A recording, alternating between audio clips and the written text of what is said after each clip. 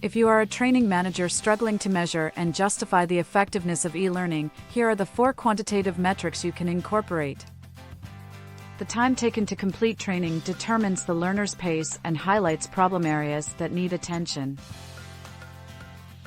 Rate of course completion helps L&D teams understand employee strengths and weakness to adapt courses. Employee turnover correlates with the pre-training levels and post-training levels. 360-degree feedback provides an accurate and multi-perspective view of employees' skills and performance forecast. Scan the QR code to check out our resources now. Improved sales, faster service, and enhanced productivity can be achieved through effective e-learning. Want to join our community of L&D enthusiasts? Enroll in our course and get certified.